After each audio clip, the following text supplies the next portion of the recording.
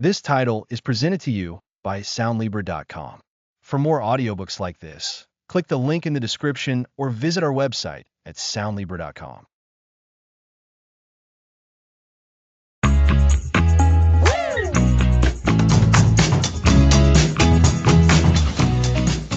Welcome to the Ownership Mindset. This is the start of a journey.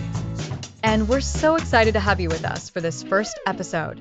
Before we dive into the heart of what owning your life truly means, just a quick heads up that while we're exploring personal growth, we aren't medical or mental health professionals.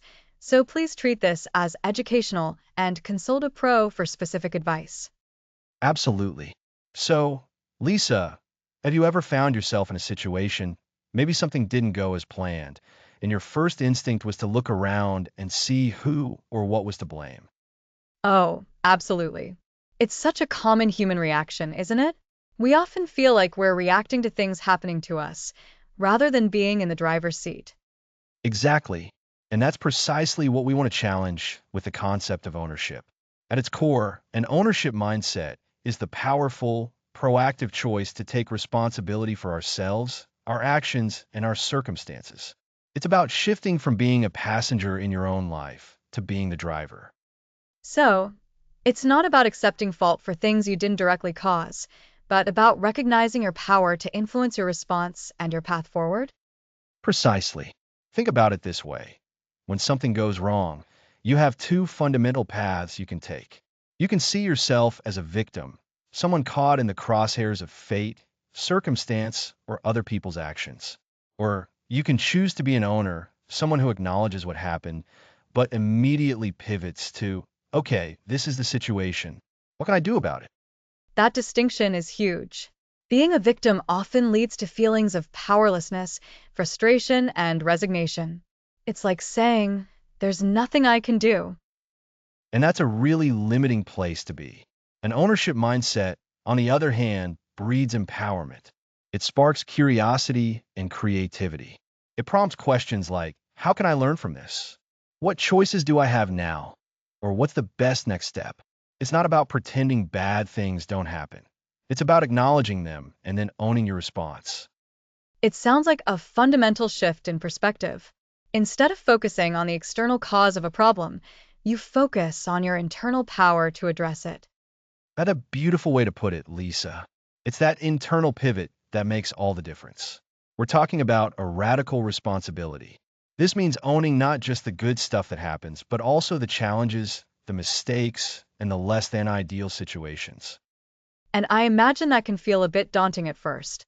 If we've spent years or even decades blaming external factors, making that shift isn't instant. It's definitely a practice, not a switch. But for today, the key takeaway is this fundamental divide: victim versus owner. The victim sees external forces as the primary cause of their experience. The owner sees their own choices and responses as the primary drivers of their experience. So, if something happens at work, a victim might say, my boss is impossible. That's why I missed the deadline. An owner, however, might say, my boss's expectations were unclear, and I didn't clarify them. What can I do now to make sure this doesn't happen again? Exactly. Notice the subtle but profound difference. The first statement places blame and removes agency. The second acknowledges a problem, identifies a personal area for improvement, and focuses on future action. It's about owning the part you played, however small, in the outcome. Remember, even if someone else acted negatively, you still own how you react to that. That's a powerful point. We can't control others, but we can always control our own reactions and our own choices moving forward. Precisely. And this ownership extends to every area of your life. We're talking about your relationships, your career, your health, your finances, your personal growth.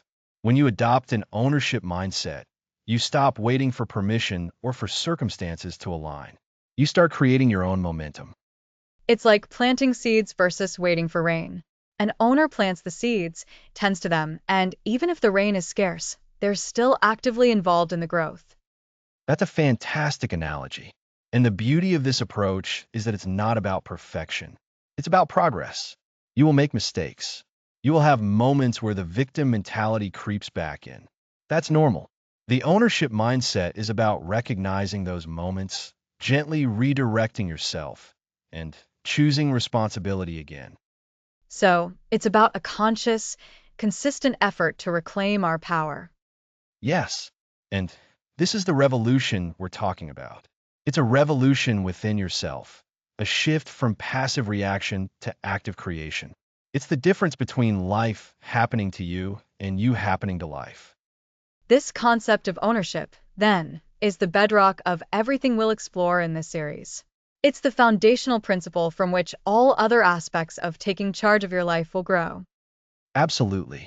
We want to empower you to see the world not as a series of unavoidable events, but as a landscape of possibilities where your choices and your responses truly matter.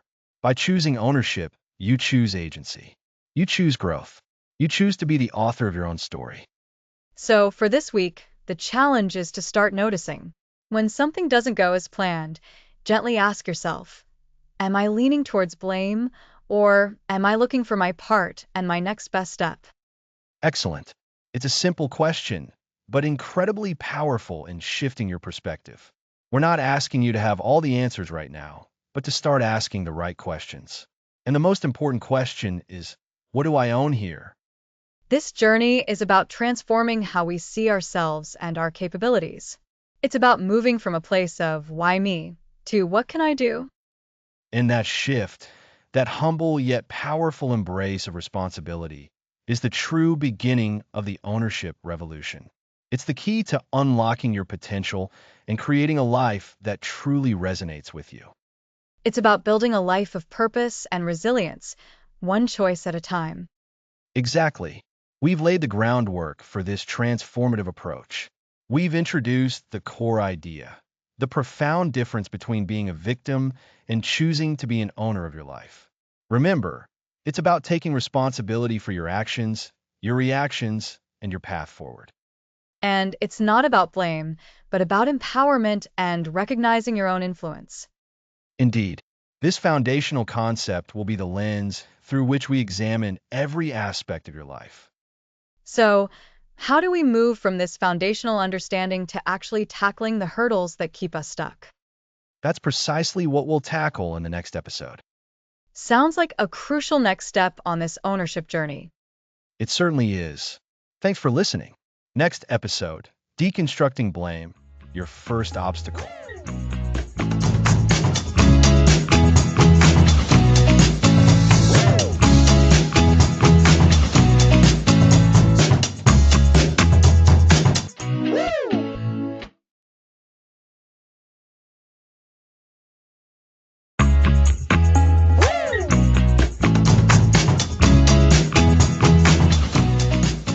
Welcome back. Last time we covered the ownership revolution. Now let's tackle blame. Absolutely, Alex. And today, we're diving headfirst into what might be the biggest roadblock for many of us when it comes to truly embracing ownership. We're talking about blame. It's so easy to point the finger elsewhere, isn't it? When things go wrong, our natural instinct can often be to find someone or something else to hold responsible. That's exactly right, Lisa. Blame is a seductive trap. It offers us a temporary reprieve, a way to avoid confronting our own role in a situation. But that reprieve is fleeting. In the long run, blame actually disempowers us. It keeps us stuck in a cycle of reactivity, preventing us from moving forward and taking genuine control. So, we're going to deconstruct blame, understand why we do it, and learn how to start looking inward instead. So, Alex, when we talk about blame, what are we really talking about? Is it just about pointing fingers at other people? It's broader than that, though other people are a common target. Blame is essentially the act of assigning fault for a negative outcome. This can be directed at individuals, your partner, your boss, your kids. But it can also be directed at circumstances. It's raining, so my picnic is ruined, or the economy is bad, so I can't find a job. We can even blame abstract concepts like the system or bad luck. Sometimes we even subtly blame ourselves, but in a way that's still about escaping responsibility, often by saying things like, I'm just not good at this, which is a form of blaming our inherent nature rather than our actions. That makes sense. It's about externalizing the cause of the problem. And you mentioned it's a trap. Why is it so detrimental to our ability to live with ownership? Because blame removes our agency. If someone else is to blame, or if it's just bad luck, then we have no power to change the situation. We're just victims of circumstance or other people's actions. Remember in episode 1, we discussed how ownership is about recognizing that while we can't always control what happens to us, we can always control how we respond to it. Blame is the antithesis of that. It says, it's not my problem to solve. Someone else caused this. So, instead of asking, what can I do about this? Blame leads us to ask who caused this and why is it their fault? Precisely. And this often happens unconsciously. We might not even realize we're blaming. Let's think about common scenarios. In relationships, have you ever heard someone say, "You always make me feel"? That's blame disguised as a feeling. They're blaming the other person's actions for their emotional state, rather than taking ownership of their own feelings and how they choose to interpret those actions. Oh, I can definitely relate to that. It's so easy to fall into that pattern. You feel a certain way, and the quickest explanation is often that someone else made you feel that way. Exactly. Or consider a work scenario. A project deadline is missed. The immediate reaction might be to blame a colleague for not finishing their part, or to blame miscommunication, or even to blame the boss for unrealistic expectations. While these factors might have contributed, the ownership mindset asks, what was my role in this? Did I communicate clearly? Did I follow up? Did I communicate my concerns about the deadline proactively? So, instead of getting caught up in whose fault it is, the ownership approach focuses on what was my contribution to this outcome and what can I learn from it? That's the core of it. And it's not about self-flagellation. It's not about saying, I'm a terrible person because I contributed to this being late. It's about factual, objective observation. Okay, I could have followed up on that task sooner. Next time, I will, or I could have asked for clarification on that instruction. Next time, I will. This is where the deconstructing blame really comes into play. It's about dismantling the habit of looking outward and consciously redirecting that energy inward towards constructive action. It sounds like a significant mental shift. How can we begin to deconstruct blame in our own lives? What are some practical first steps? The very first step is awareness. You have to catch yourself in the act. The next time something goes wrong and you feel that familiar urge to point a finger, pause. Just notice that urge. Ask yourself, who am I tempted to blame right now? And who or what am I letting off the hook by doing so? This pause is critical. It creates a space between the impulse to blame and the action of blaming. So, just that moment of recognition can be powerful. Absolutely. And then, once you've identified the temptation to blame, you can start to reframe. Instead of thinking, it's John's fault we missed the deadline, you can ask yourself, what was my part in this situation? This isn't about finding your fault so you can feel guilty, but about identifying areas where you have influence and can make different choices moving forward. Think of it as a detective's work, but the suspect is always yourself, not to punish, but to understand and improve. That's a great way to put it. It reframes the inquiry from accusatory to investigative. And in that investigation, what might we find? You might find that you didn't communicate your needs clearly, that you were afraid to speak up, that you procrastinated on a task, or that you misunderstood an instruction. These are all actionable insights. By identifying these patterns, you gain the power to change them. Blame keeps us passive. Self-reflection and identifying our role empowers us to be proactive. So, to recap, blaming is when we assign fault for negative outcomes, often externally, which disempowers us by making us feel like victims. To deconstruct blame, we need to first become aware of our blaming tendencies. Right? And then that awareness allows us to pause, to interrupt the automatic reaction of blame. You can then consciously choose to reframe the situation by asking, what was my role in this? As a way to identify actionable insights for personal growth and future improvement, rather than dwelling on fault. It's about shifting from who is responsible to what is my responsibility in this. And that shift, from seeking fault to identifying responsibility, is the first major step in building an ownership mindset. It's not always easy, and it requires practice, but the payoff is immense: greater control, more resilience, and ultimately, a more fulfilling life. Exactly. Blame is a comfortable excuse, but ownership is the path to true freedom and power. So, as you go through your week, just try to catch yourself. Notice those moments when blame starts to creep in. Interrupt it, pause, and ask yourself that critical question about your own role.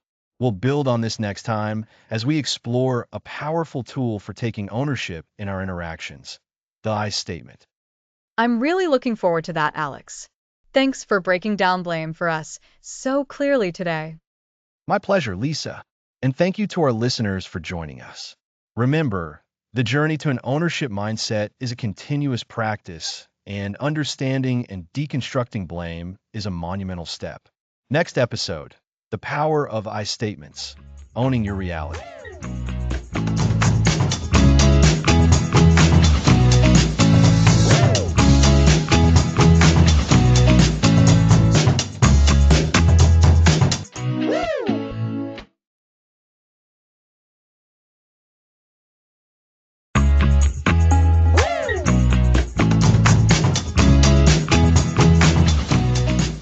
Welcome back to the Ownership Mindset. Here, we explore how to take charge of your life. Yes, Alex. Last time, we discussed deconstructing blame. Today, we're diving into a powerful tool for owning our reality: the I statement. I statements are like a game changer. When we use you statements, it sounds accusatory and tends to make people defensive. Saying, "You never listen to me," can shut down a conversation. Exactly.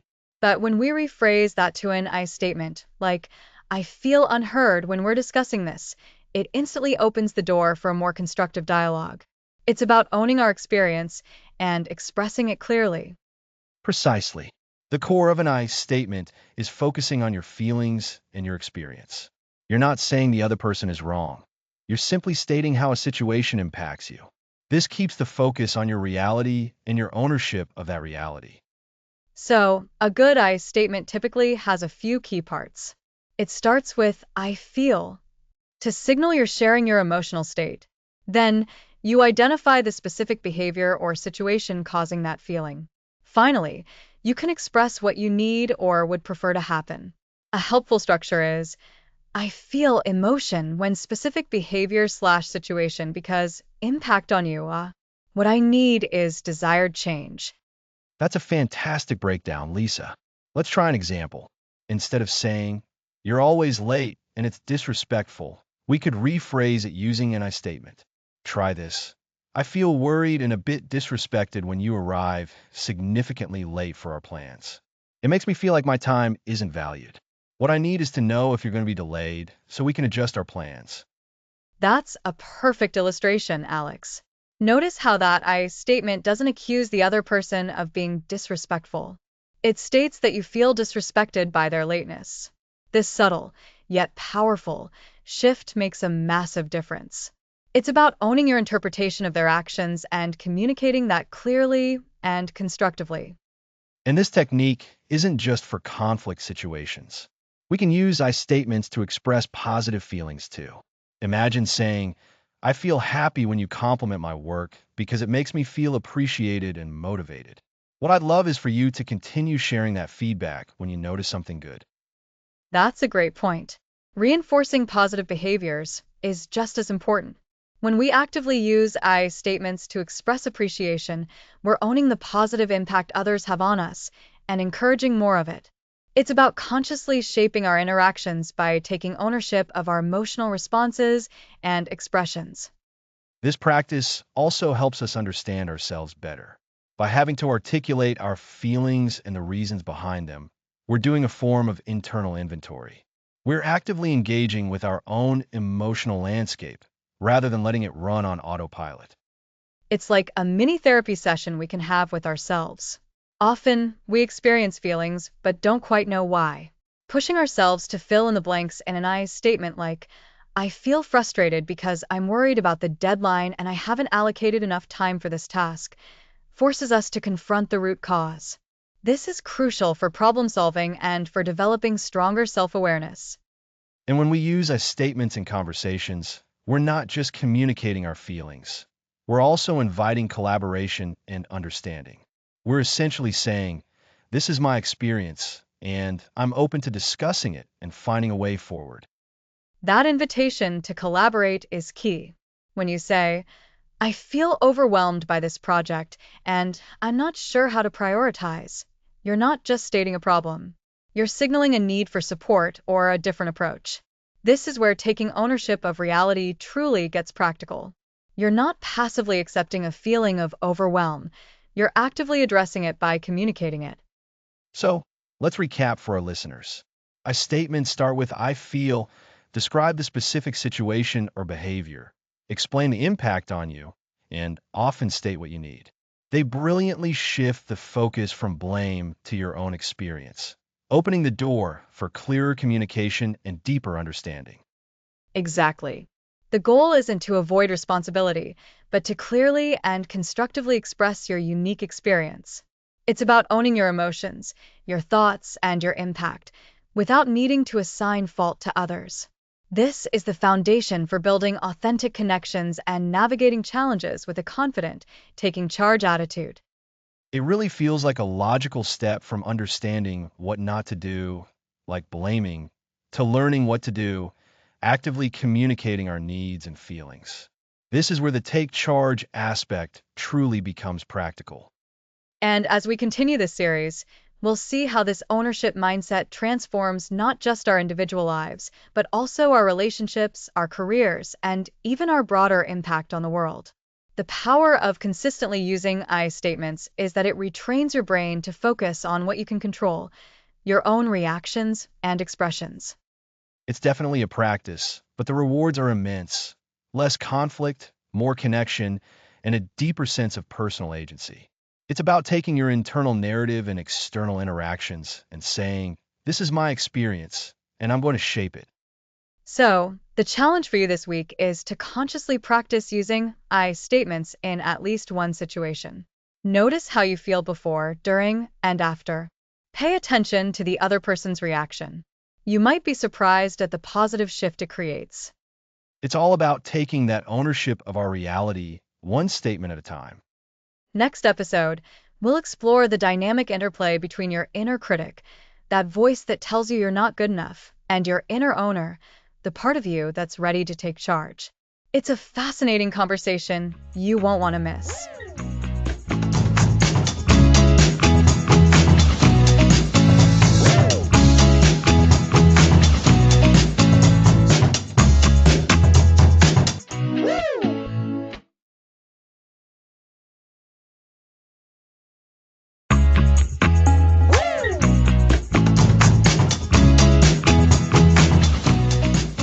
Welcome back to the Ownership Mindset. We've dismantled blame and introduced I statements.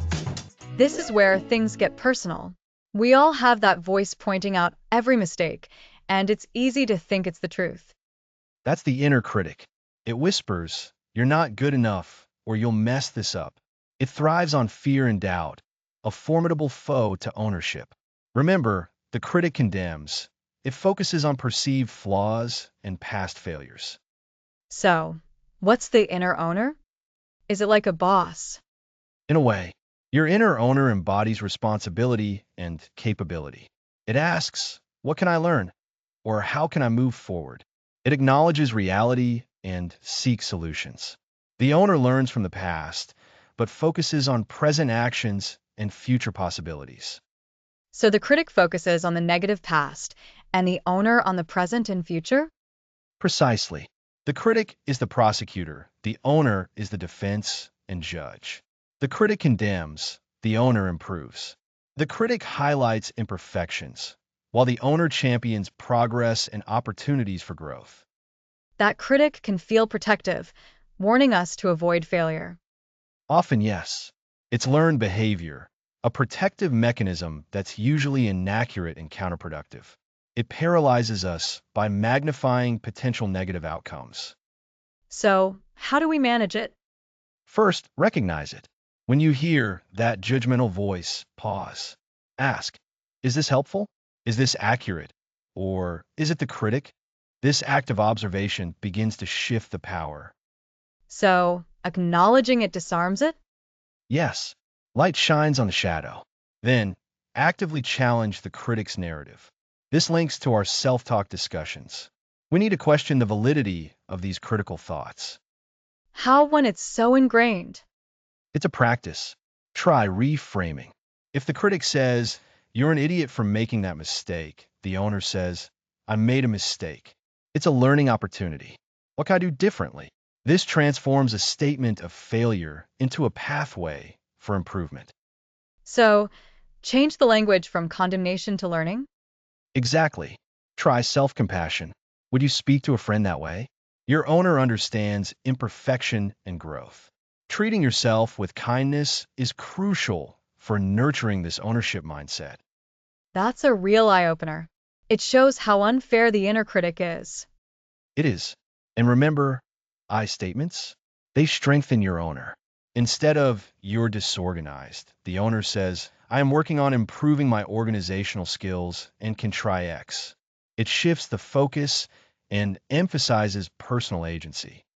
That shifts focus from a flaw to a process. It's empowering. It is. The inner owner champions progress, not impossible perfection. The owner celebrates effort and learning, understanding that growth is a journey. To recap, the inner critic hinders, rooted in perceived protection. The inner owner fosters responsibility and learning. The critic focuses on what's wrong, while the owner focuses on what can be done. A perfect summary. Become aware of your critic, recognize its patterns, and amplify your inner owner. Challenge negative talk, reframe mistakes, practice self-compassion, and use I statements. Consciously choose to listen to the voice of responsibility and growth. It's training your brain to listen to the constructive voice. It's not about eradicating the critic, but keeping it in its place, letting the owner lead. We are learning to direct our internal dialogue. Think of it like gardening. Weeds are critical thoughts. Pull them gently and nurture the healthy plants, your ownership mindset. The healthy plants represent the empowering beliefs of your inner owner. That thriving space is where growth happens. It makes you consider your daily internal dialogue. It's about cultivating a supportive internal environment. It absolutely does. The more you practice, the stronger your inner owner becomes. This resilience is built through consistent effort. This has been incredibly insightful. We've learned to manage our inner critic and empower our inner owner. Understanding this internal dynamic is key to taking charge. Indeed. Next episode, we'll explore how ownership forms the foundation for healthy relationships. Join us for Ownership in Relationships, the Foundation of Connection.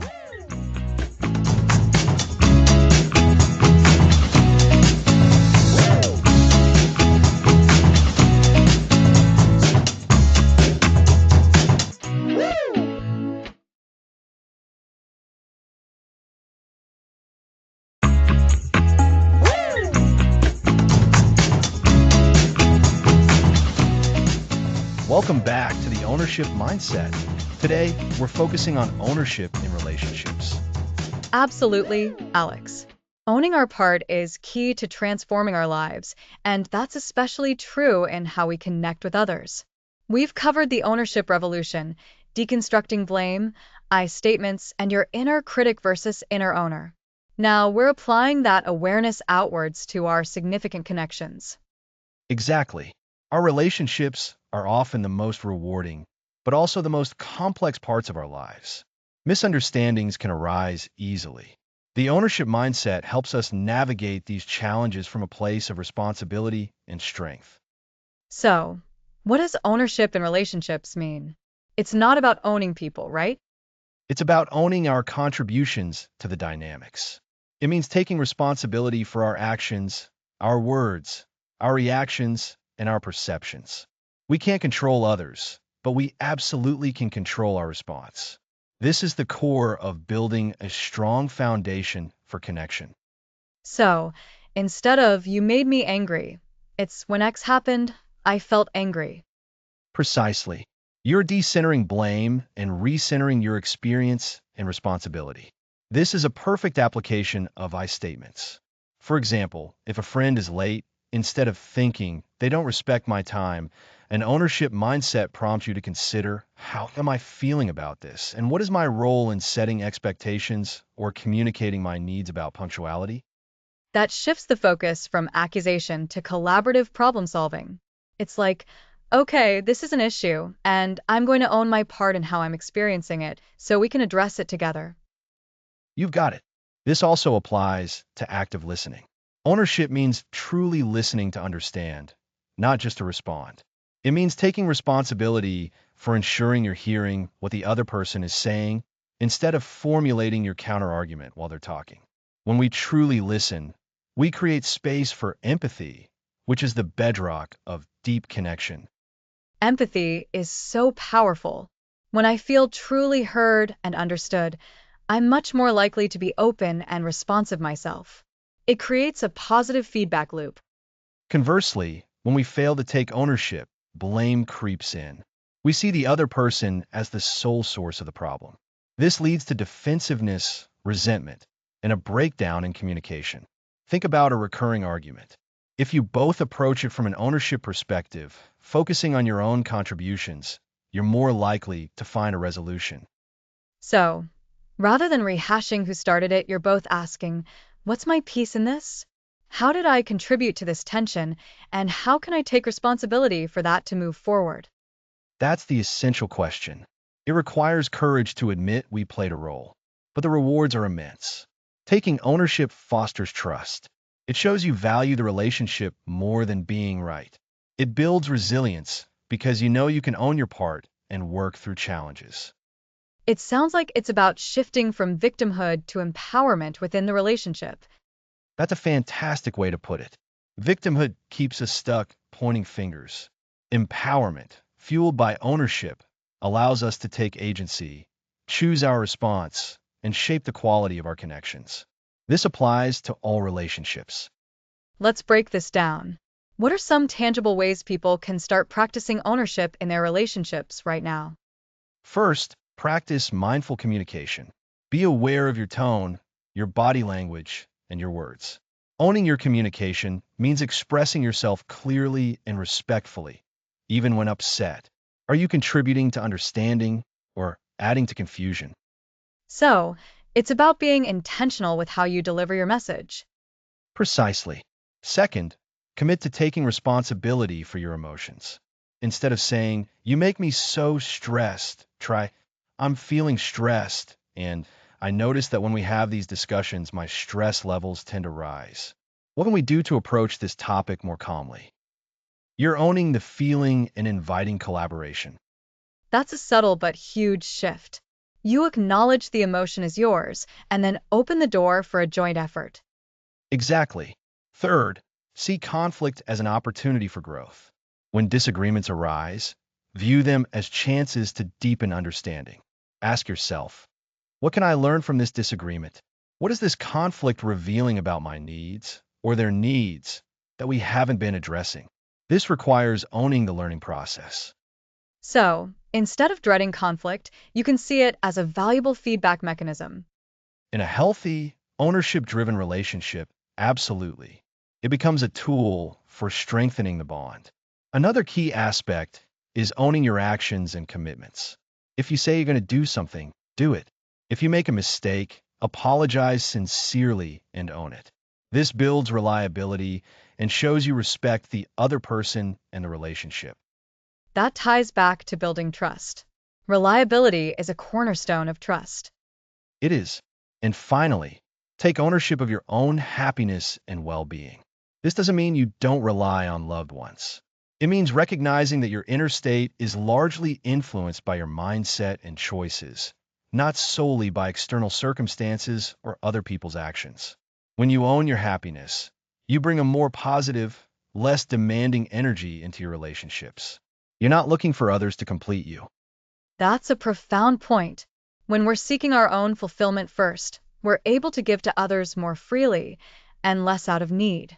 It's about bringing your best self to the relationship. Exactly. You bring a whole, self-possessed individual who is choosing to share their life, rather than someone seeking to have their needs met by another.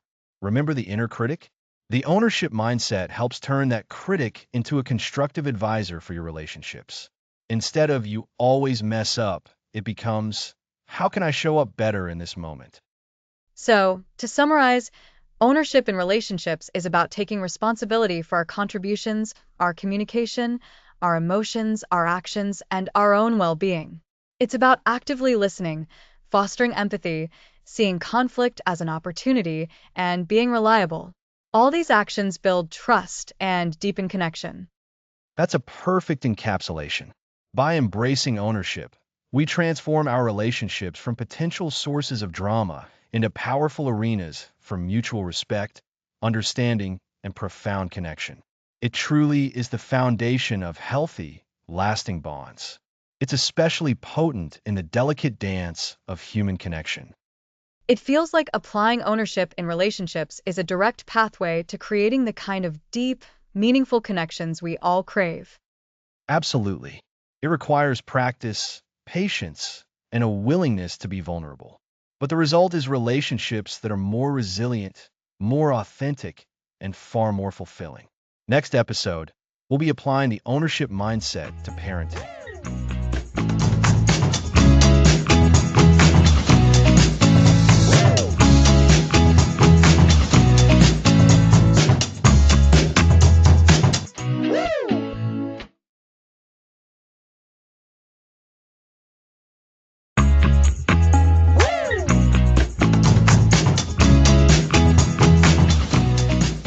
Welcome back to the ownership mindset.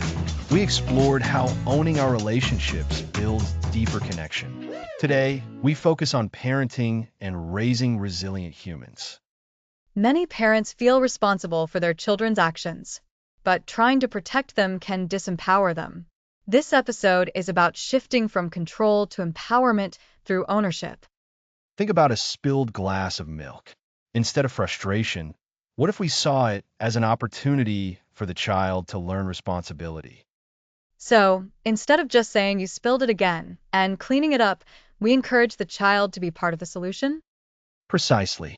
It's about empowering them to own the situation. We could say, "Oops, the milk spilled. What do we do to clean that up?" This isn't about blame. It's about problem solving. It teaches them that mistakes happen, and they can fix them and learn. This is foundational for resilient humans. That makes sense. It's the same principle as in relationships, focusing on what we can do to improve things rather than pointing fingers. In parenting, this means focusing on what the child can learn and do, not just the mistake. Absolutely. And ownership extends beyond spills. It's about allowing age-appropriate choices and facing natural consequences. If a child chooses not to wear a jacket on a cool day and gets a little chilly, that's a first-hand lesson in understanding their choices and environment. The ownership is in their decision and the resulting experience. That's tough for parents, though. The instinct to shield them from discomfort is strong. But you're suggesting that allowing minor discomfort builds resilience long term. It is tough, but if we always swoop in, we prevent them from developing problem-solving skills and self-reliance. They learn to depend on us. When they face a bigger challenge without us, they might feel incapable. By practicing ownership early, they build a strong inner compass. They learn, "I made a choice, this happened. I can handle this." So, how do we foster this ownership in practice?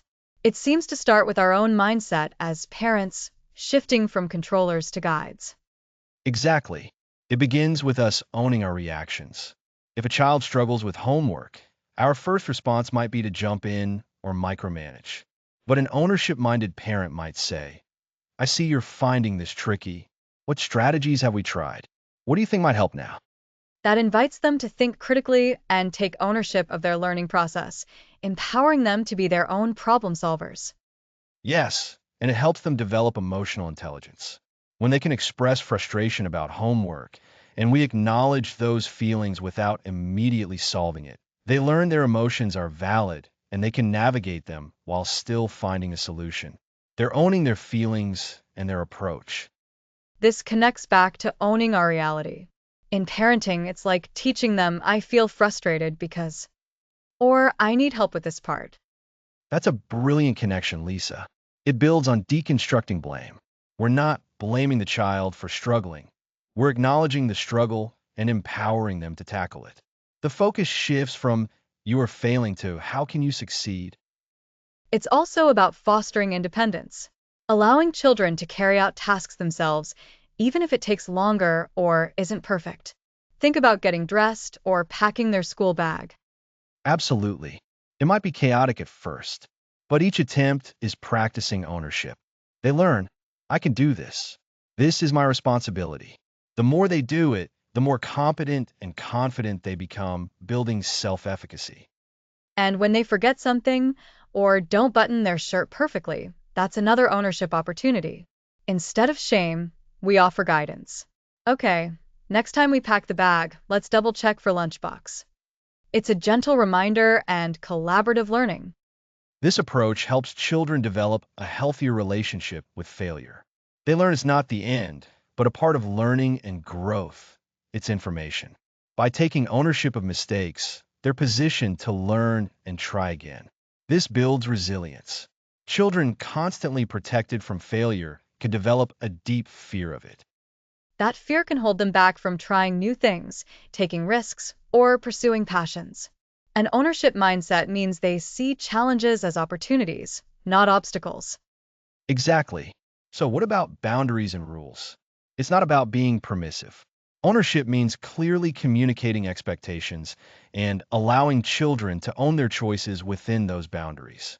If the rule is no screen time during dinner and they break it, the consequence, the ownership, might be losing screen time privileges. So, the consequence is directly related to the broken rule. It's not arbitrary punishment, but a logical outcome that helps them connect actions to results. Precisely. This helps them understand cause and effect. Over time, as they experience this, they begin to self-regulate. They learn to make better choices before the consequence. It's the ultimate goal, raising children who think for themselves, manage emotions, and take responsibility. It really is. And it's not just about the child, it's the parent's journey too. Embracing this mindset alleviates stress. Instead of worrying about every decision, we can trust the foundation we're building: self-reliance, accountability, and resilience. That's a perfect summary, Lisa. It's fostering independence and accountability by allowing children to own their choices, learn from experiences, and build confidence. We're cultivating competent, resilient individuals ready to navigate the world. So, parenting with ownership means shifting from control to empowerment. It involves encouraging children to solve problems after mistakes, allowing age-appropriate choices and consequences, and fostering independence through responsibilities. It's teaching them to own their actions, feelings, and learning journey. And by doing this, we give them the most valuable gift, the ability to take charge of their own lives. That's a powerful thought. Children with an ownership mindset are more likely to navigate challenges, build strong relationships, and lead fulfilling lives. A truly impactful legacy. Absolutely. Next episode, career ownership, navigating your professional path.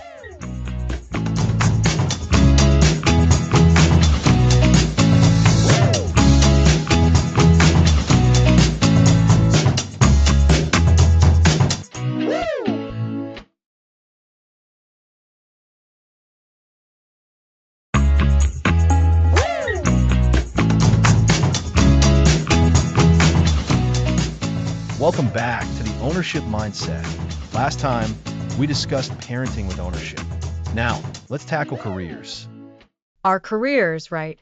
It's where we spend so much of our time, and it's often an area where people feel a bit stuck. They might feel like things are happening to them, rather than them making things happen. Exactly. And that's where the ownership mindset is absolutely crucial. Today, we're looking at career ownership.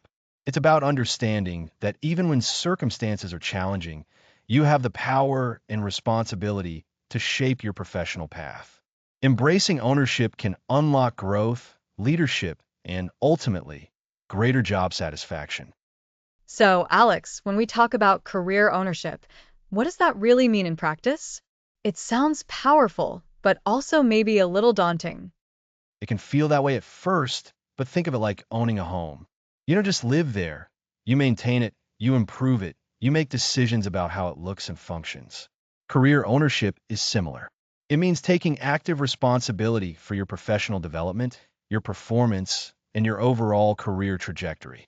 It's shifting from a passive employee waiting for direction to an active contributor who seeks opportunities and solutions. That makes sense. So, instead of thinking, my boss isn't giving me good projects, it's more like, how can I proactively seek out or create challenging projects for myself or demonstrate my readiness for them? Precisely. It's about that internal shift. Let's break down some key areas where career ownership truly shines. First up, embracing challenges. Many people shy away from difficult tasks or projects, fearing failure. But with an ownership mindset, you see challenges as opportunities. You see them as a chance to learn, to develop new skills, and to prove your capabilities. I can see how that would lead to growth. If you're constantly taking on things that stretch you, you're bound to learn and improve much faster than if you stick to the comfortable and familiar. Absolutely. And this connects directly to seeking feedback. Owning your career means not just waiting for your annual review, but actively seeking constructive criticism. You need to ask for feedback, and not just from your manager, but from colleagues, mentors, even clients who work with you. The key is to receive it with an open mind, not defensively. That's a tough one for many people. I know I've felt that sting of criticism before, even when it's meant to be helpful. How do you suggest receiving feedback when your first instinct is to get defensive? It's a learned skill for sure. The first step is to remind yourself of your goal, growth. You're not looking for validation. You're looking for information to improve. When feedback is given, listen actively. Avoid interrupting. Try to understand the other person's perspective. After they've finished, you can ask clarifying questions like, "Can you give me an example of what you mean?" Or so, "If I understand correctly, you're suggesting I focus more on X?" This shows you're engaged and taking it seriously. So, it's about reframing feedback from an attack to an instruction manual for improvement. Exactly. And then the crucial part is acting on that feedback. If you ask for feedback and then do nothing with it, you've missed the point of ownership. You need to identify specific actions you can take based on what you've learned. Maybe it's improving your communication skills, developing a technical proficiency, or learning to delegate more effectively. That brings us to taking initiative. If you're not getting the opportunities you want, an owner doesn't just wait for them to appear. They create them. What does taking initiative look like in a career context? It looks like identifying a problem your team or company is facing and proposing a solution. It looks like volunteering for a task that nobody else wants or suggesting a process improvement. It's about demonstrating that you're thinking beyond your immediate job description. Think about it. Who is more likely to be considered for promotions or exciting new projects? The person who consistently says, "What can I do?" or the person who waits to be told? Definitely the person saying, "What can I do?" It's about being proactive, not reactive. I love that. Alex, you mentioned leadership. How does career ownership tie into leadership, even for those who aren't in formal management roles? That's a fantastic question, Lisa. Leadership isn't solely about a title. It's about influence.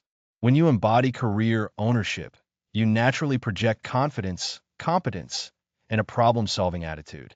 Colleagues will look to you for guidance. Your manager will trust you with more responsibility, and you'll be seen as someone who can be counted on.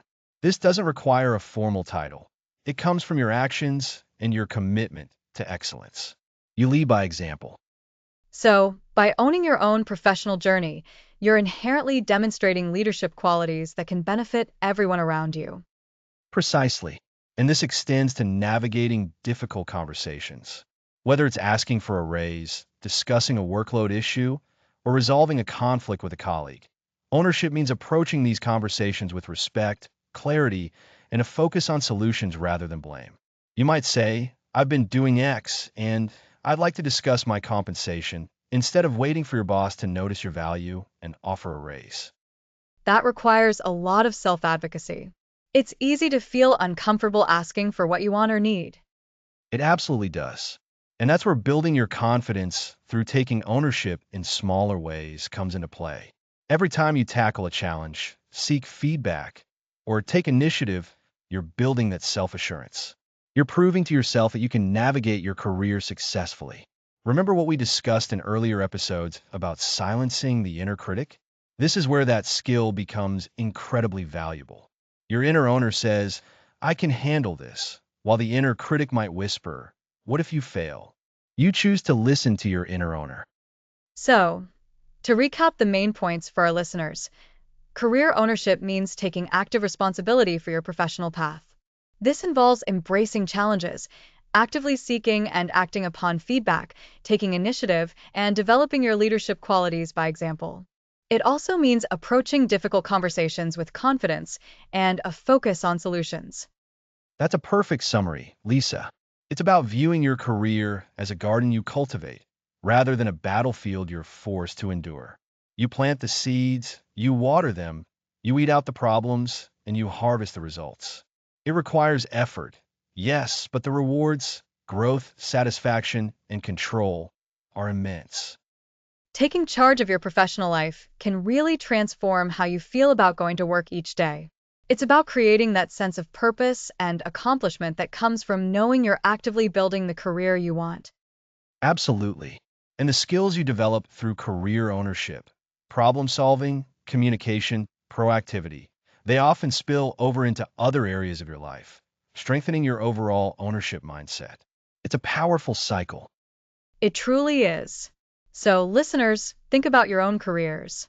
Where can you start applying this ownership mindset today? Is there a challenge you can embrace, a piece of feedback you can seek, or an initiative you can take? Start small, but start. Every step in the direction of ownership builds momentum. You got this. Thanks for listening.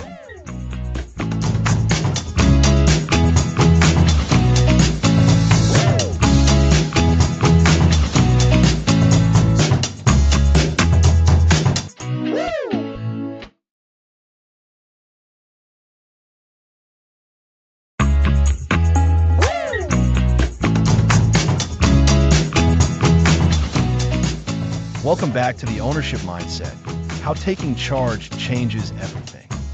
Last time, we explored how embracing ownership transforms your career path. Exactly. And today, that same powerful principle of ownership is going to revolutionize a crucial area of our lives, our health and well-being. This is such an important topic. Many of us talk about wanting to be healthier, but it often feels like a mountain too high. Where do we even begin with owning our well-being? Owning your well-being means recognizing that you are the primary architect of your own health, not just a passive recipient of good or bad luck.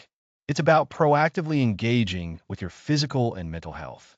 Think of it like this. You wouldn't leave your house without making sure it's locked and secure, right? You own the responsibility for its safety. Applying that same mindset to your body and mind is transformative. So, it's not about blaming external factors like genetics or stress from work for health issues, but about asking, what can I do about this? Precisely. It's about moving from I can't control this to I can influence this. And this influence spans across several key areas: nutrition, exercise, sleep, stress management, and mental health. Let's start with nutrition. For years, people have felt overwhelmed by dietary advice. But owning your nutrition means understanding that you make the choices about what goes into your body, meal by meal, day by day. That makes sense. Instead of waiting for a diet plan to be handed to us, we take ownership by learning about balanced eating, making conscious choices at the grocery store, and preparing our own meals. It's about empowerment, not restriction. Exactly. And this applies directly to exercise too. It's not about having the perfect gym membership or the latest workout gear. Owning your fitness means finding movement that you enjoy consistently. Whether it's a brisk walk in the park, dancing in your living room, or even just taking the stairs, you decide to move your body. You own the decision to prioritize physical activity. I love that framing, owning the decision to prioritize. It takes the pressure off needing to be an elite athlete and makes it accessible for everyone. So, for someone listening and maybe they're thinking, but I'm so tired, I don't have the energy to exercise or prepare healthy meals, what would you say to them from an ownership perspective? That's where owning our mindset and self-talk becomes critical, something we touched on in episode 4. If your inner dialogue is constantly saying, I can't, it's too hard, or what's the point, then you are essentially giving away your power. Owning your well-being means actively challenging those negative thought patterns. We can choose to reframe them. Instead of I don't have the energy, it becomes how can I create a little more energy today? Or what's one small step I can take right now? That's a fantastic callback to episode 4. It really highlights how the internal work directly impacts our ability to take external action. It's about your inner critic versus your inner owner. And in this case, your inner owner is saying, I am capable of making healthier choices. Absolutely. This ownership extends to something we often neglect, sleep. We might blame busy schedules or noisy neighbors for poor sleep, but owning your well-being means taking responsibility for establishing good sleep hygiene. This involves setting a consistent bedtime, creating a relaxing pre-sleep routine, and making your bedroom a sanctuary for rest. Again, it's about the choices you make. And what about the mental and emotional side of wellness? That feels like a huge area where people struggle to feel ownership. It is, and it's incredibly important. Owning your mental and emotional well-being means acknowledging that you have a role in managing your stress, processing your emotions, and seeking support when needed. It's not about suppressing difficult feelings, but about learning healthy coping mechanisms. This could involve mindfulness, journaling, setting boundaries in relationships, or seeking professional help. You own the commitment to your inner peace. So, when we talk about owning our well-being, we're really talking about taking active responsibility across the board. It's not about perfection, but about consistent, conscious effort. Precisely. It's about understanding that your health is a dynamic process, not a static destination. And you, the individual, hold the most significant power to influence that process. Think of it as tending a garden. You can't control the weather, but you can choose what seeds to plant, how to water them, and when to weed. Your health is your garden. That's a beautiful analogy, Alex. So, to recap for our listeners, owning your well-being means actively taking responsibility for your nutrition, exercise, sleep, stress management, and mental health. It's about recognizing your agency in making choices that support your physical and mental vitality. And crucially, it involves mastering your self-talk as we learned to move from I can't to I can and focusing on small, consistent steps. Exactly. This isn't about adding pressure. It's about reclaiming power. When you own your health journey, you empower yourself to make lasting positive changes. You become the captain of your own ship, navigating towards a healthier, happier, and longer life. It's a profound shift in perspective that can truly make a difference. Taking ownership of our well-being is one of the most valuable investments we can make. Next episode, accountability in action, setting and achieving goals.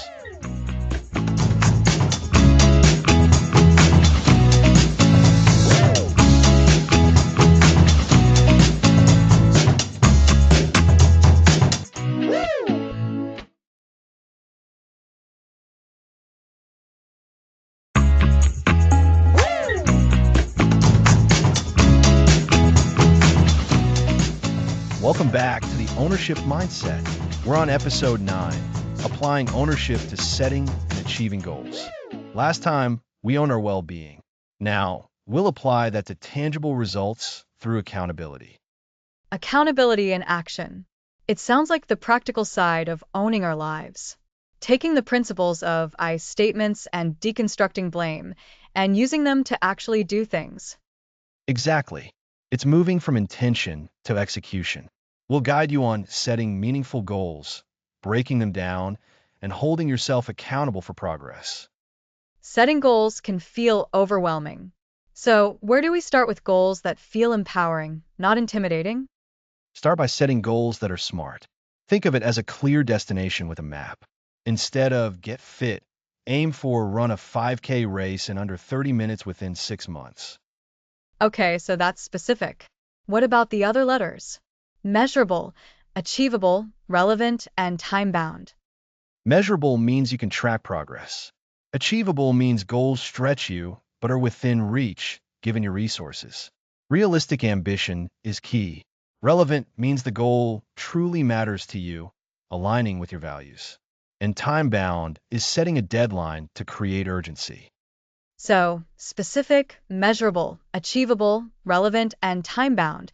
We're creating a clear target and a time frame. Now, how do we bridge the gap from where we are to where we want to be?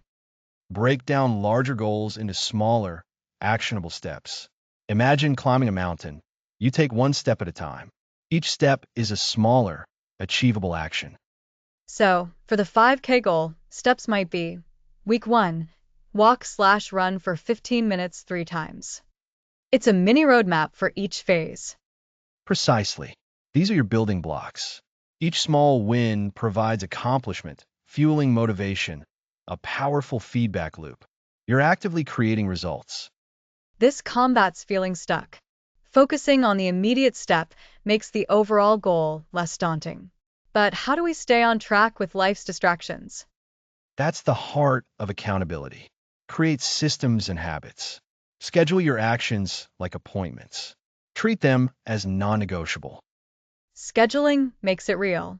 What else strengthens our commitment? Find an accountability partner, a friend who is also working on goals. Check in regularly to share progress, discuss challenges, and support each other. Knowing someone expects an update is a significant motivator. It adds an external layer of commitment. It really does. And remember mastering your self-talk? When you hit a roadblock, instead of I can't do this, pivot to what's one small step I can take right now? Or how can I approach this differently? This is ownership in action. So, clear goals, actionable steps, scheduling, accountability partners, and positive self-talk.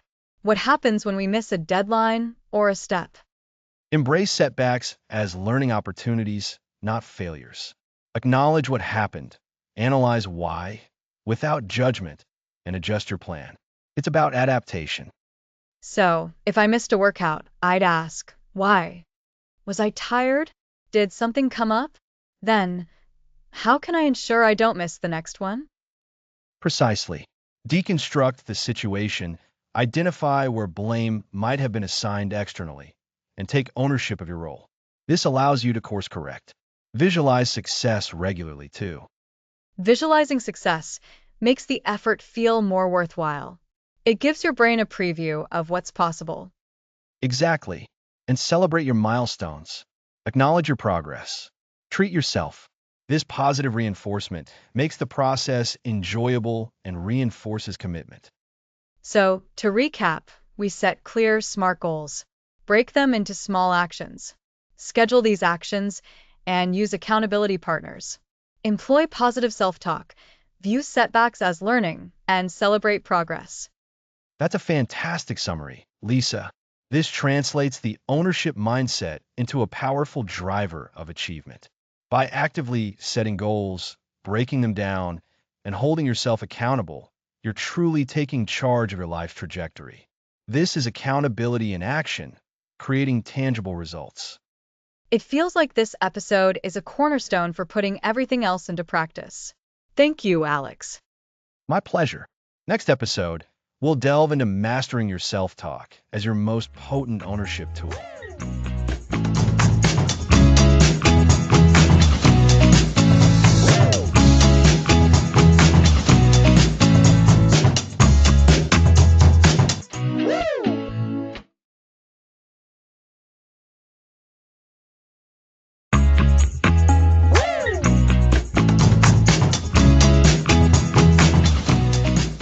Welcome back. Last time we covered accountability in action. Now let's tackle mastering your self-talk. It's so true, Alex. We've talked about blame, I statements, and even our inner critic, but how we talk to ourselves is the constant soundtrack to our lives. It can build us up or tear us down. Absolutely. Everything we do is filtered through our internal dialogue. If that voice constantly says, "You're not good enough," or "You'll probably fail," what do you think your chances are? Not very high. It's like trying to run a marathon with someone whispering discouragement in your ear. You're fighting against yourself. Exactly. Mastering your self-talk is crucial for the ownership mindset. It's about taking ownership of that inner voice.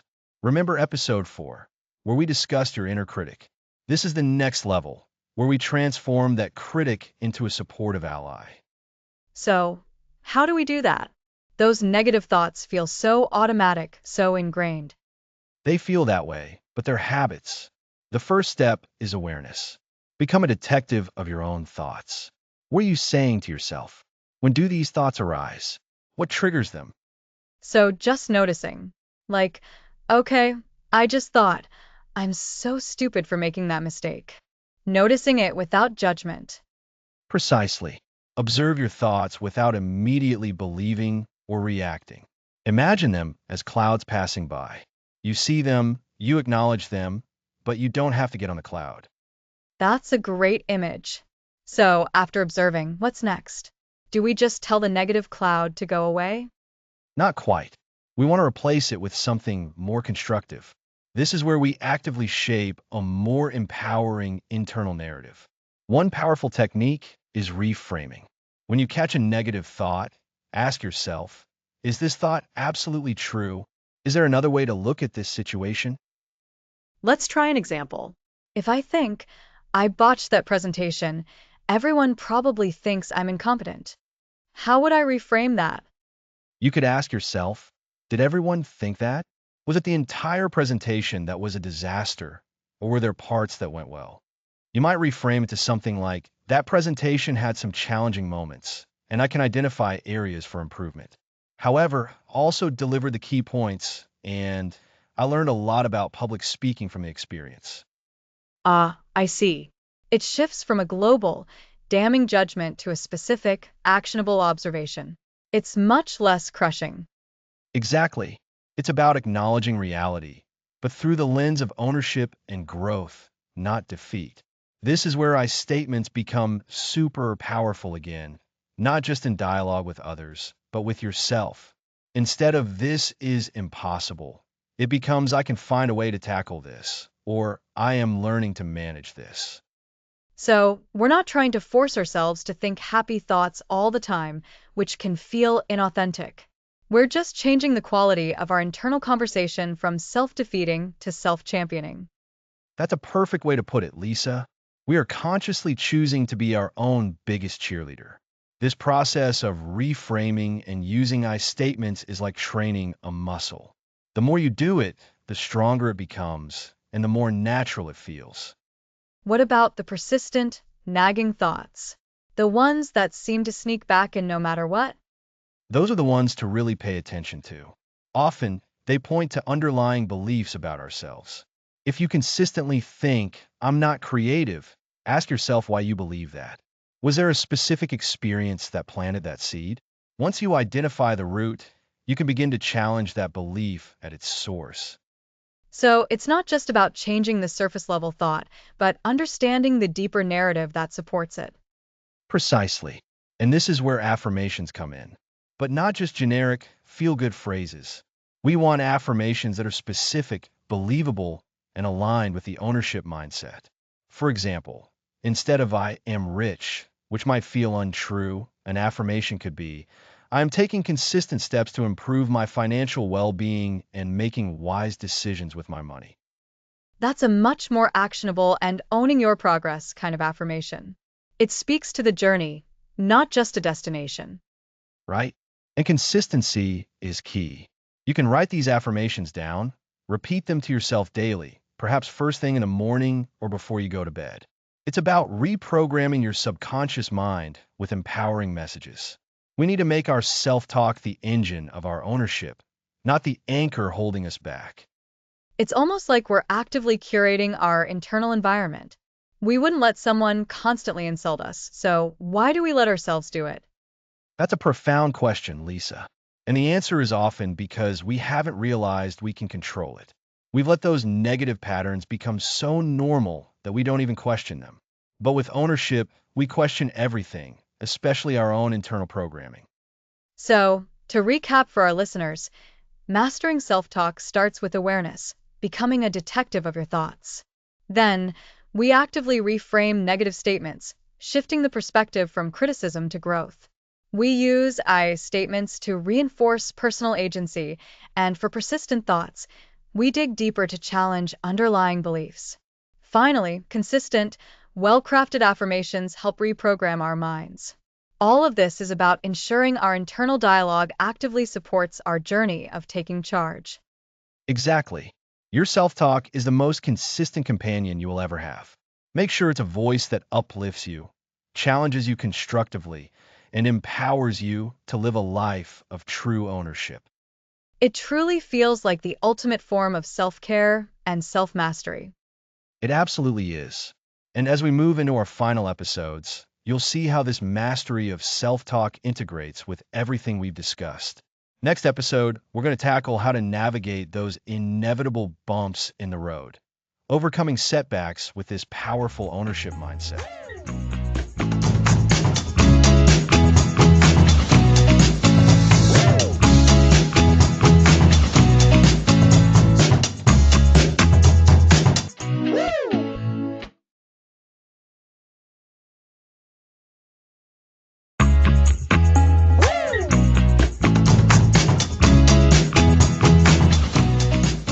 Welcome back to the ownership mindset. We're diving deep into what happens when things don't go according to plan.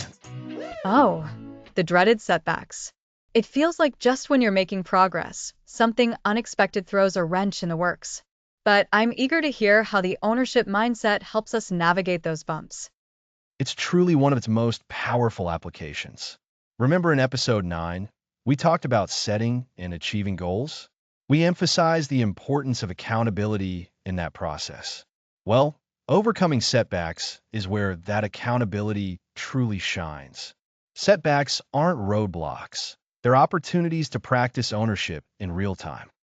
So, instead of seeing a setback as a failure, we should see it as a data point, something to learn from. Exactly. When you have an ownership mindset, you don't get stuck in the why me or it's not fair loop. That's a blame cycle. And we know from episode 2 that's where progress goes to die. Instead, you immediately shift to, okay, this happened. What can I learn from it? What's my role in this situation, even if it was unintentional? And what's the best way forward now? That internal shift sounds powerful. It's like flipping a switch from victim to strategist. Precisely. Think of your goals like building a magnificent castle. You've laid a solid foundation. You're carefully placing the stones, and everything is moving along beautifully. Then, a storm hits, and part of your wall crumbles. A blame-oriented person might despair, curse the storm, and abandon the project. An ownership-oriented person, however, assesses the damage, identifies how the wall could have been stronger, maybe reinforces the foundation, and then rebuilds stronger than before. I love that analogy. It makes the process of rebuilding feel less overwhelming and more like an engineering challenge. How does this tie into owning our self-talk, which we discussed in episode 10? It's intrinsically linked.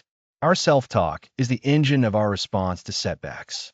If your inner critic is loud, it'll say, see, you can't do anything right. You're a failure.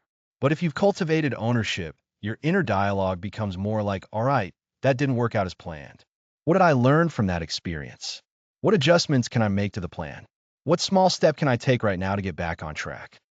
So, it's about consciously choosing empowering self-talk when we're feeling vulnerable. Absolutely.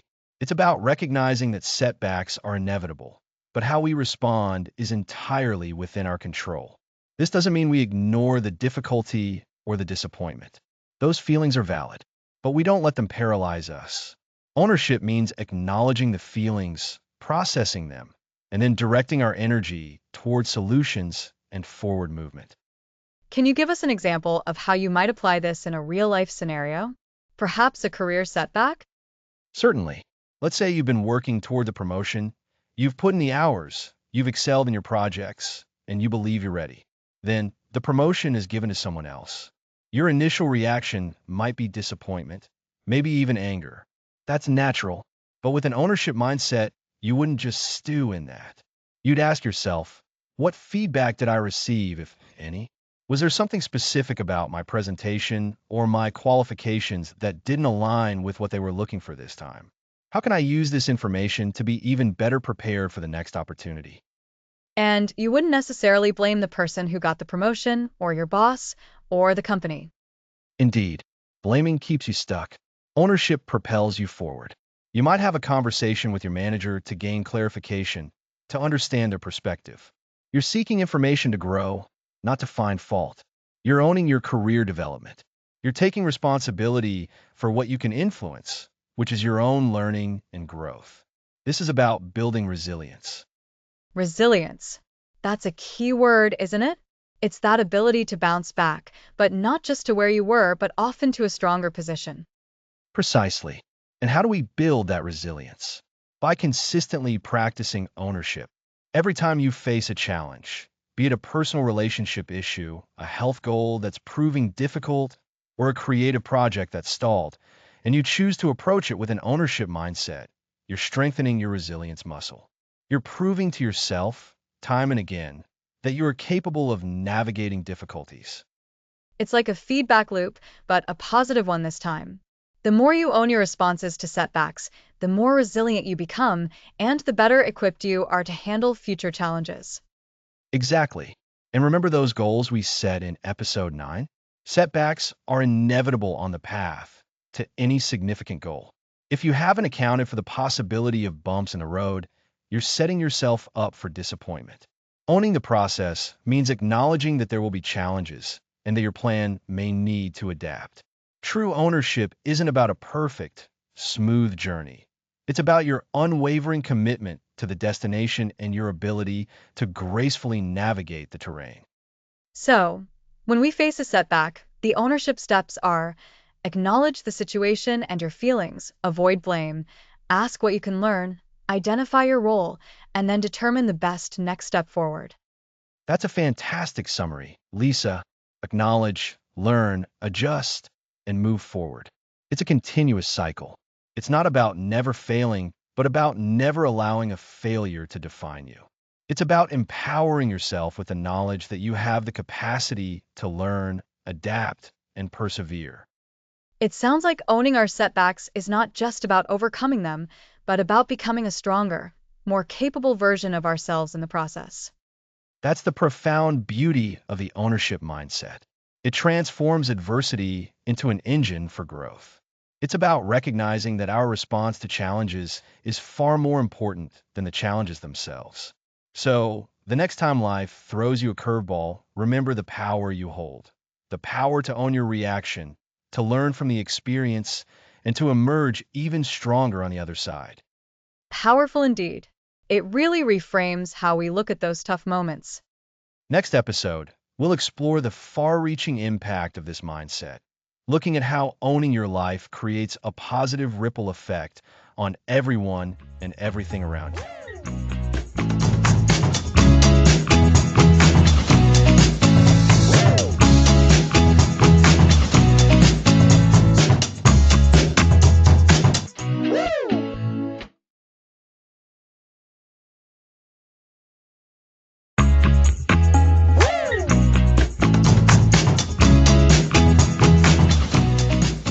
Welcome back to the ownership mindset.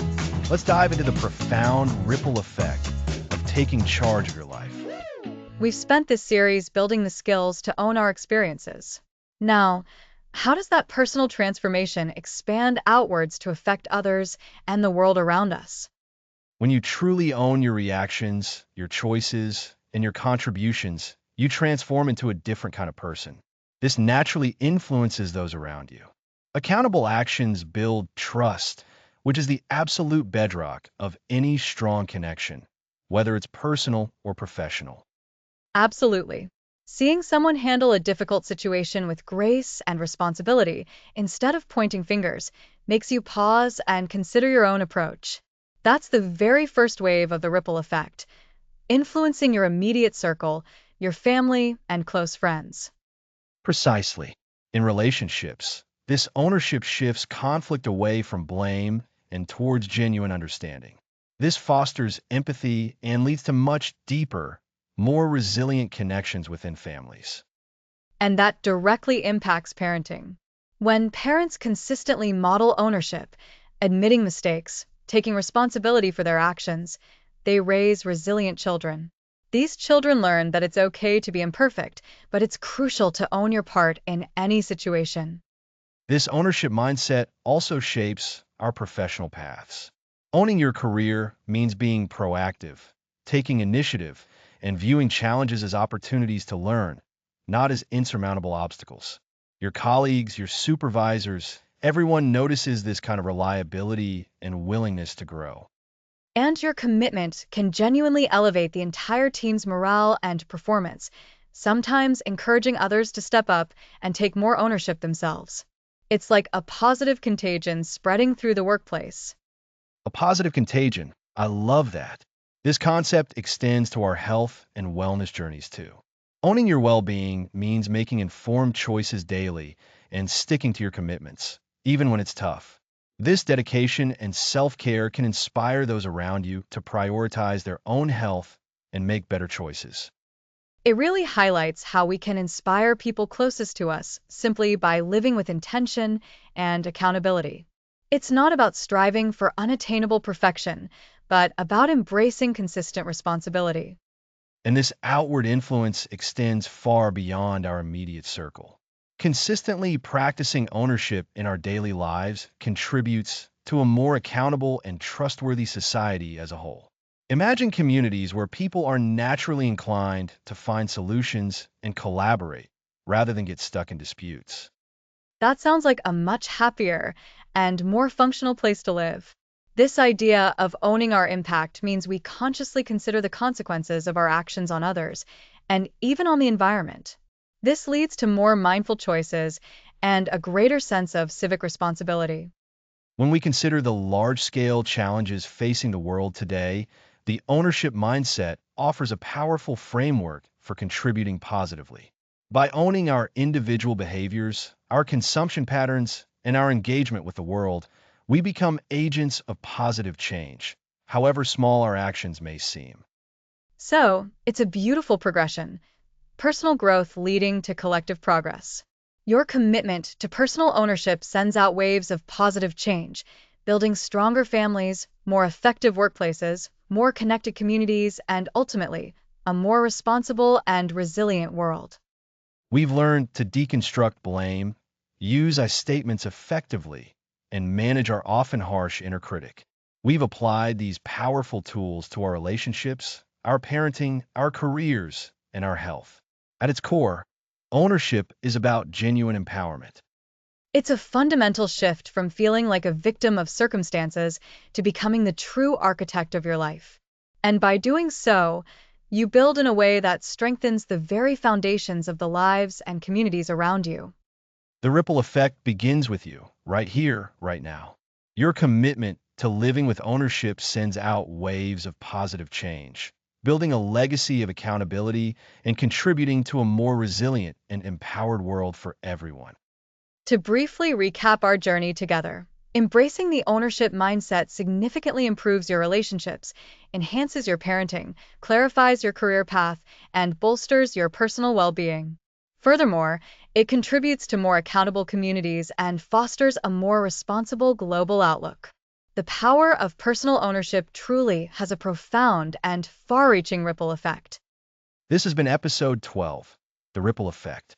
Next episode, we'll be wrapping up the series and discussing how to build a lasting legacy of purpose and accountability for a life well lived. Next episode, The Ownership Legacy, Living a Purposeful, Accountable Life.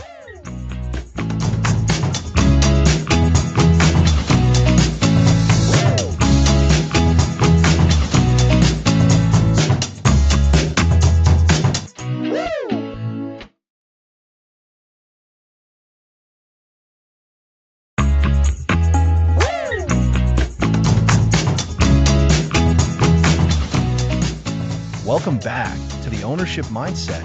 This is episode 13, the very last in our series. It's hard to believe we've reached the end of our journey. We've covered so much ground, Alex, from understanding blame to mastering self-talk. That's right, Lisa. We began by talking about the ownership revolution. Remember, that's the core idea. Shifting from blaming external factors to taking full responsibility for our reactions and our lives. We learned that owning your reality means acknowledging that while you might not always control what happens to you, you absolutely control how you respond to it. And we couldn't even start that journey without first tackling blame, could we? Deconstructing blame was our first major obstacle. We explored how blaming others or circumstances keeps us stuck and powerless. It's like wearing blinders. You can't see the path forward when you're only looking back at who or what you think is at fault. Exactly. And to break free from that, we introduced the power of I statements. This was a pivotal moment, Lisa. By using I statements, we shift the focus from accusation to personal experience. Instead of saying, "You always make me late," we learn to say, "I feel rushed when we leave late." This simple phrasing isn't about admitting fault, but about owning your feelings and your part in the situation. It's about owning your reality. That really resonated with me. And it segues perfectly into understanding our inner critic versus our inner owner. Our inner critic loves to point out flaws and mistakes, often with harsh language. But the inner owner, the one we've been cultivating, acknowledges the mistake, learns from it, and moves forward without dwelling in self-recrimination. It's about self-compassion alongside accountability. Precisely. And this concept of ownership isn't just for ourselves. It's foundational in our relationships. We learned that ownership in relationships means communicating honestly about our needs and feelings, and also respecting the ownership of others. It's about building deeper connections through trust and mutual respect, rather than through assumptions or demands. And for many, owning our parenting is a huge part of life. We discussed how parenting with ownership means guiding our children towards resilience by modeling accountability rather than trying to shield them from every difficulty. It's about equipping them with the tools to navigate their own challenges, both now and in the future. Then we moved into the professional sphere. Career ownership is about actively shaping your professional path. It means taking initiative, seeking opportunities, and owning your contributions, mistakes, and successes. It's about seeing your career as something you build, not something that happens to you. And of course, our personal well-being is paramount.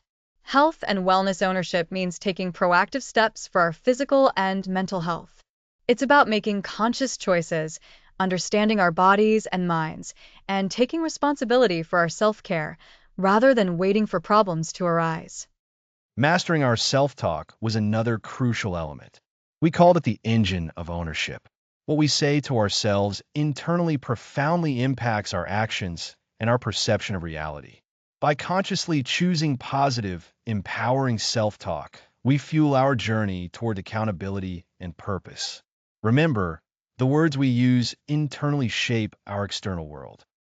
And when things inevitably don't go as planned, owning our setbacks is key. We explored overcoming setbacks with ownership. It's not about pretending the setback didn't happen, but about acknowledging it, learning from the experience, and immediately asking, okay, what's the next step? It's about bouncing back stronger. And that brings us to where we are today, looking at the ripple effect. Owning your impact on the world is about understanding that your personal journey of ownership creates positive change that extends far beyond you. Your decisions, your actions, your attitude, they all have a ripple effect, influencing those around you and creating a more accountable and purposeful environment. So, Alex, as we wrap up this series, what does living a purposeful, accountable life, our ownership legacy, truly look like in practice? It means living with intention, Lisa. It means waking up each day and consciously choosing to be the driver of your life, not just a passenger. It's about consistently asking yourself, what is my role in this situation, and what can I do to make it better? It's about embracing challenges as opportunities for growth and celebrating successes, big or small, knowing they are a direct result of your commitment. So it's a continuous practice, not a destination? Absolutely. The ownership legacy is about cultivating a mindset that permeates every aspect of your life. It's about making the conscious choice every single day to engage with the world from a place of responsibility and empowerment. It's about understanding that by owning your life, you unlock your true potential to live purposefully and make a positive impact. And that's the ultimate goal, isn't it? To leave a legacy not just of accomplishments, but of a life lived with integrity, where we faced challenges head on, learned from our experiences, and contributed positively to the world. It's about being the author of your own story. Exactly. We've given you the tools and the framework throughout this series. Now, the power lies with you to continue this journey. Keep practicing I statements, keep challenging your inner critic, keep owning your relationships, your career, your health, and your impact. The ownership mindset isn't a quick fix. It's a lifelong practice that leads to a more fulfilling, accountable, and purposeful existence. So, to recap this entire series, we've journeyed from understanding the fundamental concept of ownership, dismantling blame, empowering ourselves with I statements, and managing our inner voices. We've seen how ownership transforms our relationships, our parenting, our careers, and our well-being. We've learned to harness the power of our self-talk, to navigate setbacks with resilience, and finally, to recognize the profound ripple effect of living an accountable life. It's been an incredible journey, Lisa, and I'm so proud of everyone who has listened and engaged with these ideas. Remember, the ownership mindset is your superpower. Use it to build a life you are truly proud of. Thank you, Alex, and thank you all for joining us on the ownership mindset. It has been an absolute pleasure. Thanks for listening to the series.